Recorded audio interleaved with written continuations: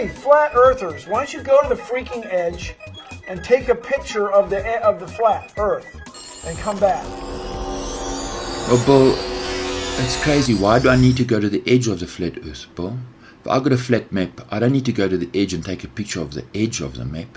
I can go anywhere on the map and take a picture, and that picture will tell me that the map's flat. Why would I waste my time going to the edge? You're not making sense, Bill. Like this picture, Bill. You see, the horizon is level with the lens of the camera, and if the sun's in front of me, Bill, it should be 150 million kilometers in front of me. So how can I see the sun and the hotspot on the ocean surface? That means the distance between the sun and the reflection should be 150 million kilometers, Bill. So this picture was taken above the flat earth. It didn't have to go to the edge, Bill. You're not making sense, bro. BT dubs in this regard.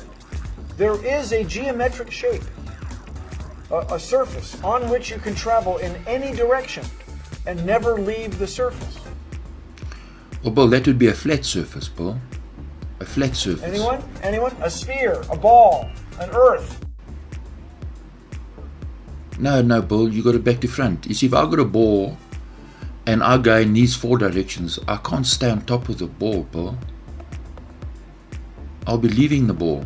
But on a flat surface, I can. I can go in any direction and I'll stay above the flat surface, Bill. You're not making sense, bro. You got this back to front. You can't stay on the ball if I go in these directions, Bill. Dudette, there are pictures from space. Dudette, Bill, you mean like this image? Well, we've got problems with this image, Bill. The first is, if it's taken from space, where's the Milky Way galaxy? You see, the astronauts said that they couldn't see any stars, Bill. The problem is, forget the stars, Bill. There's a big galaxy that you can't miss. Bill, you can't miss this thing, and it should be in all your photographs, Bill. You see, we've got a problem with this. And then your proportions are always wrong, Bill. It's simple stuff, Bill. You see, whoever took this picture, Bill, he would be able to see the entire moon. That means the moon would be very, very small, Bill. And the moon is supposed to be a quarter size of the Earth. And another thing is, Bill, the proportions can't change if your position changes. So, if the moon is this size from the Earth, well, if I'm flying over the moon, Bill, the proportions can't swap around, Bill. You see, your stuff, the pictures, Bill, are just crazy stupid.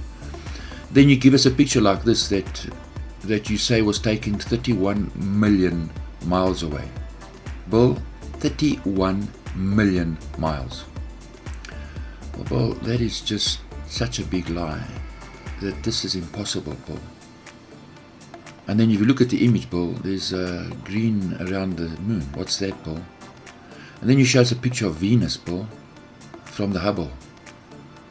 Well, we've got a problem with this, Bill, because if Venus's orbit is around the sun, Bill, between the Earth and the sun, and then the sun is 150 million kilometers away from me, Bill, well, I can't see Venus because the sun would block Venus out.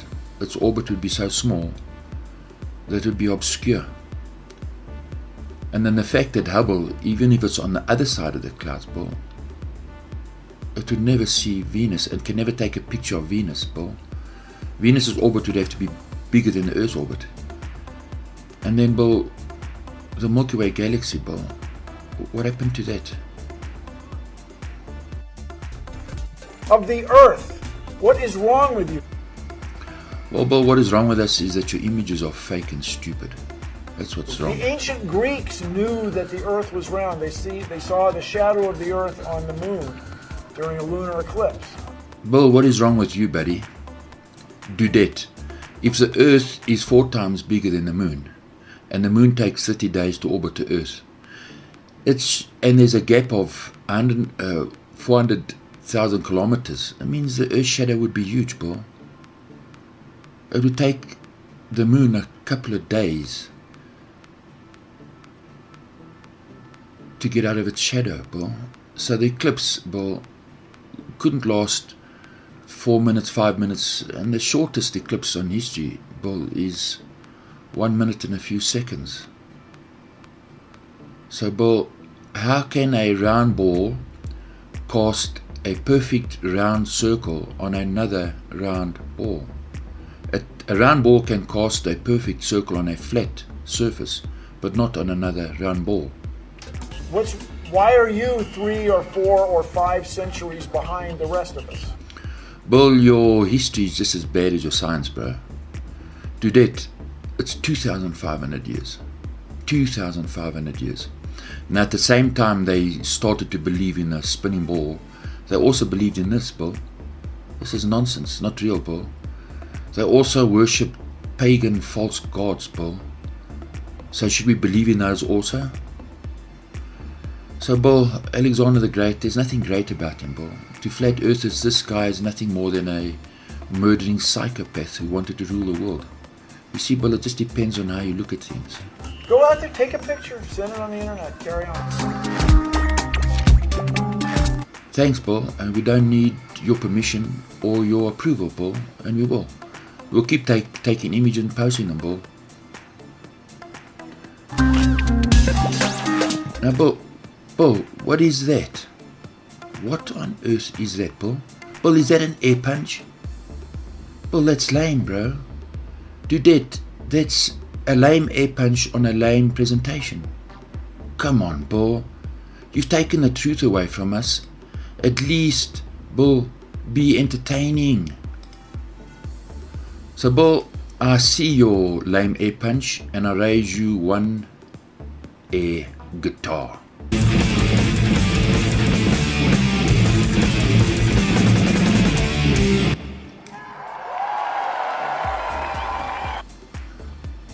So, Bill, the point is, Bill, shave your hair, grow a beard, take your shirt off, get some leather pants.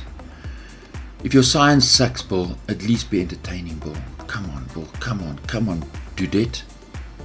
Entertain us. Your science sucks, at least be entertaining. Look, when Neil deGrasse Tyson did this, well, the flat earthers, we were happy because that's the best thing Neil's ever done with a microphone. All we ask is, please, don't give it back to him because his acting is as bad as a cheap kung fu movie.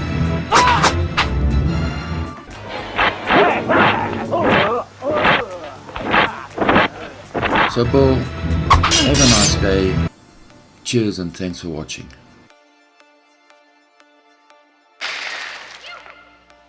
It's showtime! So tell me, Neil, is the Earth flat?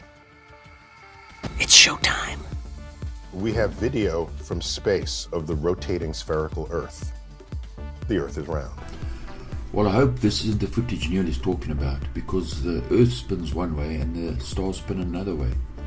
And in this footage, there's no perspective in the landmass or in the clouds. You cannot fake perspective, and there is no perspective in these images. For example, things that are closer will speed up as they move towards you. The clouds further away will move slower. Also, a house, for example, you would see the front of the house, and as the house got closer it would turn. Then you would see the side of the house. And the same would happen with the trees and all objects in the distance. So speed and angle changes as things get closer. We don't see that in these images, so this footage is CGI, it's fake. Also, the camera angle's at this angle, and that's the size of the Earth, and all of a sudden, from the same ISS, it's this size. That means the ISS now would have to move away from the Earth. So it's simple. All they need to do is focus the camera on the moon, and as the ISS spins around the moon, you'll see one side of the moon and the other side of the moon all within a few minutes. And you'll see the sun whiz by, and you'll see the galaxy, the Milky Way galaxy, rotate at an angle. See, they can't fake that. That's why we don't see that. It's showtime. What's odd is there are people who think Earth is flat, Right. but recognize that the moon is round, Mercury, Venus, Mars, Jupiter, Saturn, The Uranus, Neptune, and the Sun are all spheres, but Earth is flat. That's not, something doesn't square. Something doesn't jive, right? Okay. Well, it does square if they are lights. You see, you have lights in your lounge, but your sofa's flat, your tables are flat, the shelves are flat, and the floor is flat. The lights can be round. See, the sun, moon, and stars, that's what they are. They are lights. In your lounge, or in your dining room, for example, the table's flat, the trays are flat, pictures are flat, floor is flat, the lights are round. So things do square on the flat Earth. It's showtime.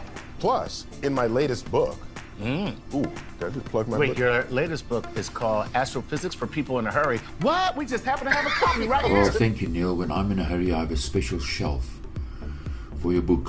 Hopefully you print them in bulk so I can buy one, get one free.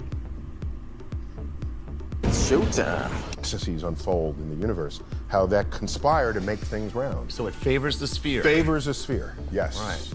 And if something's not a sphere, it's a little bit flattened, you can ask what flattened it, and you find out, oh, it's rotating real fast. Right. So then it gets a little flattened. Well, you're just because of- contradicting yourself, Neil. So if water flattens when it's spinning, why isn't the water on the Earth flattening? Because it's not a solid. Why is the gas and the clouds not flattening, Neil? You're just contradicting yourself. How does gas spin and stay in a ball, Neil? It's showtime. Okay, back in the day. Back in the day, Kind of just like. you just say whatever you Right. felt. You know what? I believe that elephant poop will cure cancer. There you go. That's right. Wrote a paper about it. Like to read it? Here it is. Here's some elephant poop from you, Neil.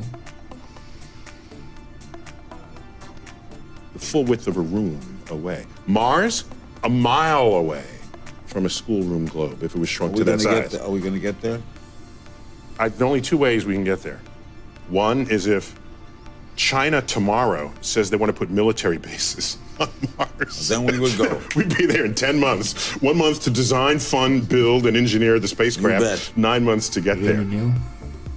Military bases on Mars, Neil. And then a nice laugh, as if we can't see through your acting, Neil. You think we're stupid, Neil? That's your problem. And so anyone who's actually studied the problem would say, sure. The statistics strongly argue in favor of life. Now, whether it's intelligent life that we would call intelligent, here's you want to lose sleep? Maybe there's life that's so intelligent, it doesn't consider us to be. Neil, there are many humans who don't consider you intelligent, Neil. Never mind aliens that don't exist. Is it therefore hubris to believe in God? It would be, I think, if your God created the whole universe just to put you in it. Neil, Georges Lemaitre created the universe. God created the earth and put man on earth. The Bible says nothing about these galaxies, Neil, that only you people can see in your telescopes. And that this galaxy is missing in all your other images, Neil. It's a bit strange, don't you think? So you can't appeal to our special chemistry because it's everywhere. Now, how many locations might you have life? If life existed on a planetary surface, how many planets are out there? Well, we've got an inventory in the making right now. The Kepler telescope, which recently had some mechanical failures, but not before it gave us a list of 1,000 planets out there orbiting stars that are nearby the sun. And that's just in our little pocket of the Milky Way galaxy. So, So you run the numbers and you realize it would be inexcusably egocentric to suggest that we were alone. Well, Neil, isn't it just as egotistic to suggest we're not alone when you do not have proof of it, Neil? Even though you have a telescope that's giving you a list of galaxies or planets or whatever. You see, Neil, it smells like propaganda. You want us to give you a lot of money so that you can save us from the sky falling on our heads, or that you can save us from a alien invasion, or you can save us from asteroids eating and falling on us, Neil. It sounds like a money-making ploy, Neil. It doesn't sound like the truth. It's showtime! How obvious you think it is that it's true, you should still test it. Gotcha. There could be something fooling you in one way or another. Right, Neil. Something fooling us in one way or another. Because they want our money and they want our confidence. I know they want our trust. It's showtime! Then, for example, lunar eclipses. What's a lunar eclipse? If your face is the brilliant sun, Thank you. and this is Earth, and the moon is over here, the sun is always casting Earth's shadow into space. It's always there no matter what. Right. Obviously, okay? It's just a shadow. It's a shadow. The moon It's just a shadow occasionally... shining on blackness. yeah, a shadow in darkness. A shadow in So the moon occasionally passes through that shadow. And if you see the shape of Earth's shadow on the moon, it is always round. Neil, the shadow would have to distort, Neil. So it cannot cast a perfect round shadow on the moon, Neil, because the shadow would have to distort because they're both balls, Neil. So, by your own reckoning, Neil, the Earth would cast a shadow on the moon, and the moon would cast a shadow on the Earth every month, Neil, not just occasionally during an eclipse, Neil.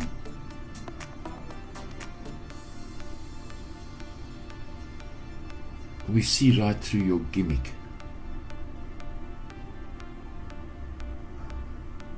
Showtime. Always round. If Earth were flat, sometimes you get like a flat shadow. Right. Well, the sun and moon are orbiting above the Earth, so the moon shadow could never fall on the Earth. And if, as in the tropics, you can see a full moon in the middle of the day, how's that possible if you're on a ball between the moon and the sun? All right, everybody, it's showtime! Of a arc of a circle, no matter the orientation of the moon and the sun. And the only thing that makes a perfectly circular shadow Would be something that's perfectly circular. perfectly spherical. Spherical. Yes. So the only Anything that, yeah, Neil, but it'd have to be on a flat surface, Neil, not a ball. A circle could cast a round shadow on a flat surface, not on a ball, Neil. Now take your position. It's showtime. So now if the Earth is round, how big is Earth? You might want to check for that. There was a famous experiment conducted by Eratosthenes. Eratosthenes. And there are two cities in the old world, and one of them, they knew that at 12 noon on a particular day of the year, Neil, we know the story of Eratosthenes, Neil. There's a problem with this story, Neil, is that how is it that from any given point you can already see the shadows converge? That's the one issue, Neil. So how could Eratosthenes assume parallel lines in the sun rays when we see that they're not parallel?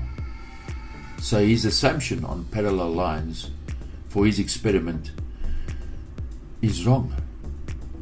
The second issue, Neil, is he already knew, the Egyptians already knew the drop in the Nile between Aswan and Alexandria. So in his calculations, how could he calculate a 360-mile bulge of land between Alexandria and Aswan that they knew didn't exist? Or otherwise the Nile River would have to flow uphill. So Neil, you've heard of the Caspian Sea, but have you heard of the Caspian Sea Monster? Bartini once proposed a theory of the worldwide intercontinental transport. He thought of a future flying machine that could have a speed of an airplane, payload of a ship, and ability to take off from anywhere. All described are featured. Right, Neil, so the Ekranoplane, Neil, flies at the speed of a jet airplane over a flat level body of water, Neil. And they flew them in the Caspian and the Black Sea.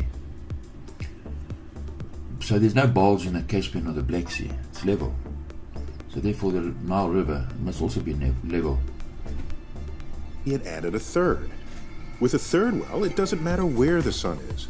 No flat Earth model can explain the angles of all three shadows. But the spherical model explains it all three angles. Neil, you just did a big fib. They never used three wells, Neil. So I don't know where you get that information from. You're just making stuff up. Hey, heads up, everybody! It's showtime! To do this experiment, you got to measure the angles. Greeks had the angles. Yeah. Okay, in fact, geometry translates to Earth measurement. So one last thing, which should be obvious, Okay. if you pay attention and think about it. If you send a ship straight to the horizon, Right. eventually it begins to disappear until it's no longer visible beyond your horizon. Right. And you should ask yourself, what kind of surface would produce that result? The ocean. If it's the ocean has a ramp. Neil, that would mean that a person on a ship on a lookout position would always have to point his telescope down. That means if he turns around, Neil, he'll be looking into space. I mean, no, that's not true, Neil. But a person on a ship doesn't look down on the horizon. And a person, Neil, watching the ship go down, cannot see the sun's reflection on the ocean with the ship's reflection, because the water be curved and the light cannot bend around that curved surface. Even more ridiculous, Neil, is the same arc that is from the ship to the observer, Neil, would have to be to the left and to the right. So if he sees the ship going below the horizon, Neil, it's silly, Neil. You'd have to see a ship falling over on his right hand side, Neil. That's how ridiculous it is. You'd have to see the same left and right as he does back and in the distance and in the front, Neil. What's wrong with you? So the Greeks may have had the angles, Neil, but we've got drones. So people send drones out and the drones fly level, Neil. They fly in a straight line.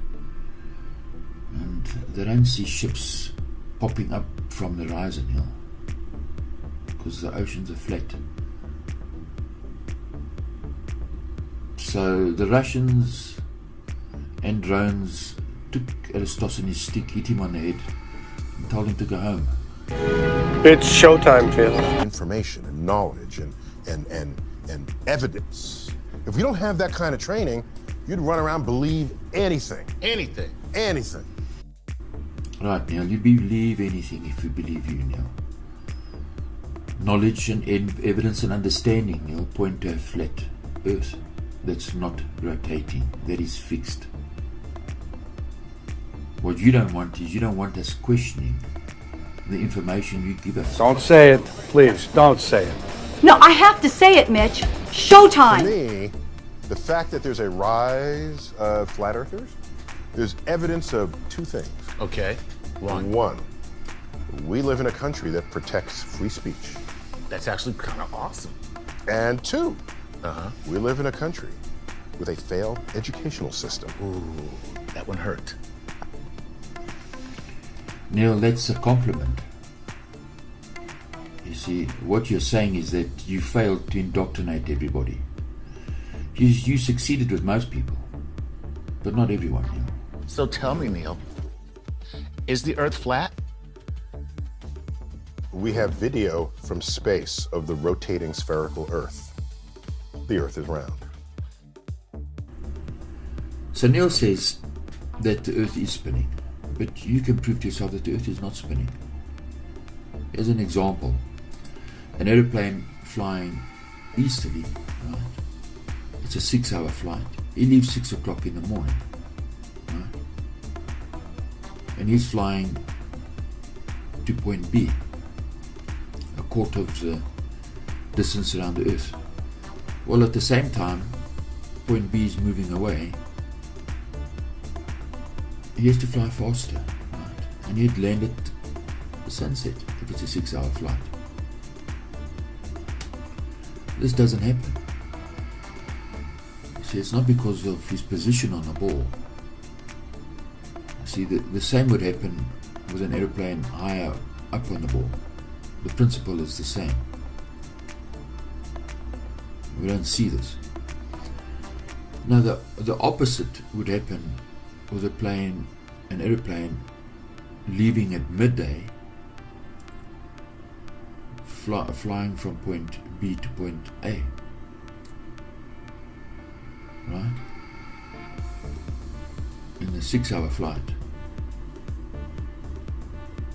he'd be standing still. He has to.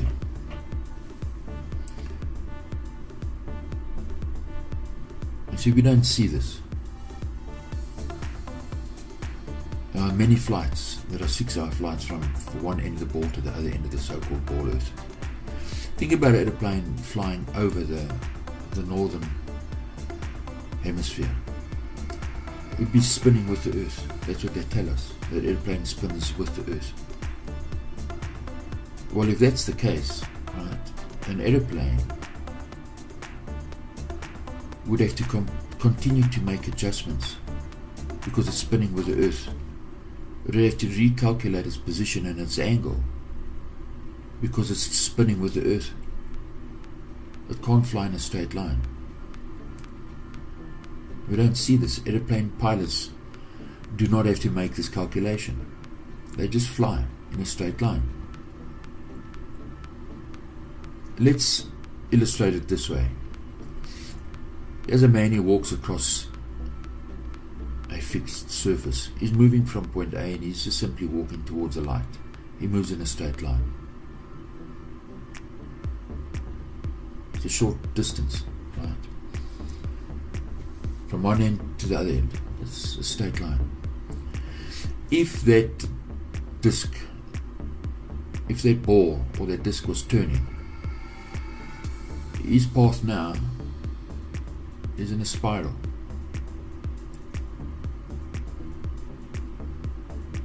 He just ends up going back to where he came from. So think about time.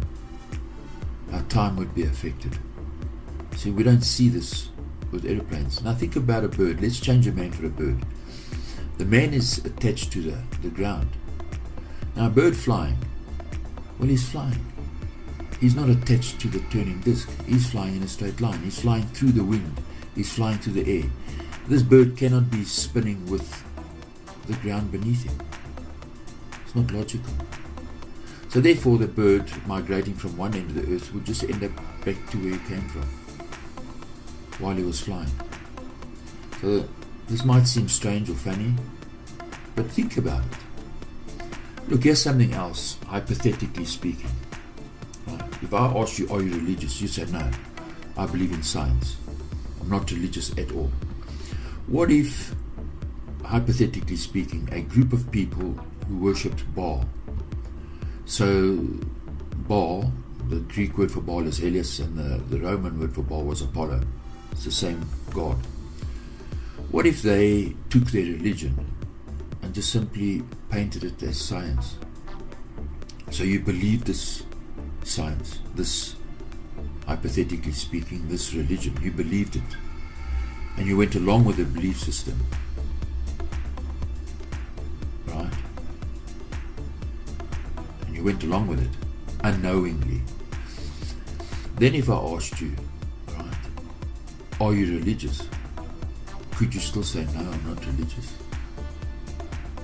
Because in fact you are religious, because you're following religious principles just from a religion. You are unknowingly following a religion, and you've been fooled into following the beliefs of a certain religion.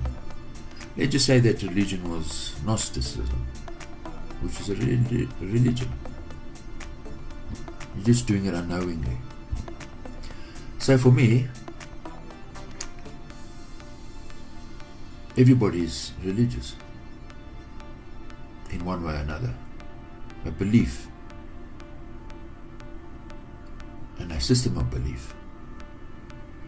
Whether you believe in a creator or you don't believe in a creator, it's a religious system. You cannot escape it. So it's worthwhile then investigating, what do I believe? Is my beliefs based on fact? Is it based on things that I've thought about? Or am I just going with the flow? So I hope this gives you something to think about. And cheers and thanks for watching.